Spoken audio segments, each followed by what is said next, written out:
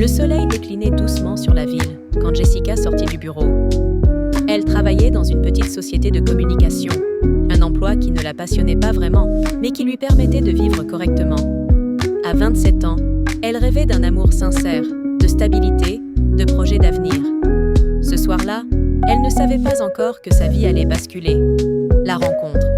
C'est dans un café qu'elle croisa David pour la première fois. Grand, le regard profond, un sourire chaleureux.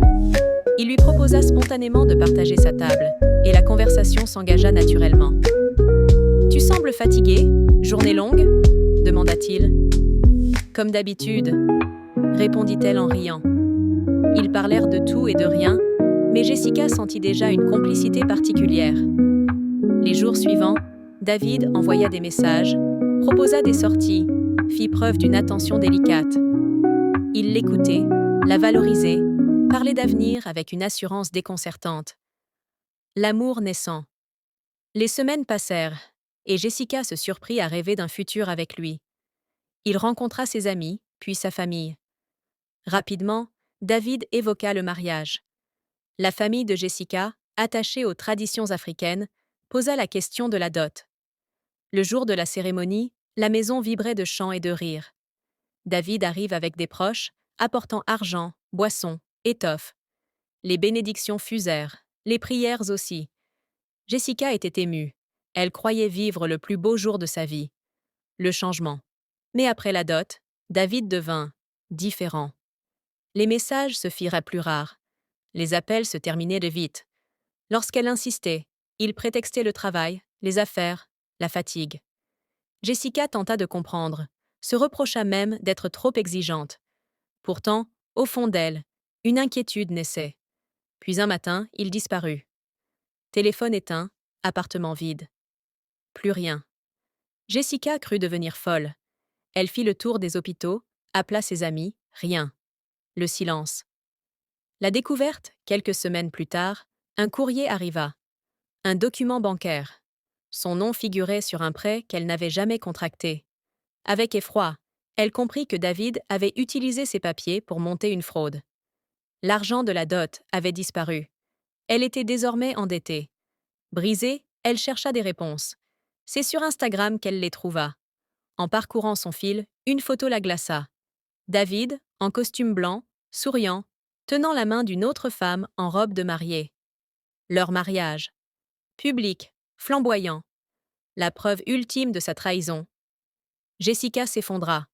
La chute. Les jours qui suivirent furent un enfer. Elle n'avait plus goût à rien. Manger, sortir, travailler, tout semblait inutile.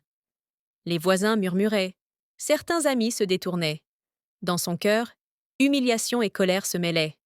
Elle se demandait « Pourquoi moi ? Qu'ai-je fait pour mériter ça ?» Mais au fond de ce chaos, une petite voix lui rappelait qu'elle avait encore une vie à vivre. La résilience Jessica consulta un avocat. Le combat fut long, mais elle réussit à prouver qu'elle avait été trompée. Lentement, elle sortit de l'ombre. Elle reprit ses habitudes, recommença à sortir avec ses amis. Pour se libérer, elle ouvrit un blog. Elle y raconta son histoire, sans haine mais avec franchise. Les témoignages de femmes affluaient. Beaucoup avaient vécu des histoires similaires. Elle n'était plus seule. Le blog devint populaire, puis Jessica fut invitée à des conférences. Elle y parla de confiance, de dignité, de résilience. Sa voix tremblait parfois, mais chaque fois, l'auditoire l'applaudissait. Elle transformait sa douleur en force. Un soir, après une conférence, une jeune fille s'approcha. « Merci. Grâce à vous, j'ai eu le courage de quitter une relation toxique. » Jessica sourit. Pour la première fois depuis longtemps, elle se sentit utile. La renaissance. Les années passèrent. Jessica lança son entreprise de communication, indépendante, prospère. Elle voyagea, découvrit de nouveaux horizons. Elle réapprit à s'aimer, à se faire confiance. Et puis, sans qu'elle ne s'y attende, l'amour revint. Pas celui qui éblouit trop vite, mais celui qui se construit doucement. Un homme patient, respectueux, qui ne cherchait pas à l'impressionner, mais à la comprendre. Au début, Jessica eut peur. Ses cicatrices la rendèrent méfiante. Mais petit à petit, elle ouvrit son cœur. Un soir, il lui dit simplement: « Tu n'es pas ton passé, Jessica. Tu es la femme que je vois devant moi. Forte, belle et digne. » Elle sut alors que cette fois, c'était différent.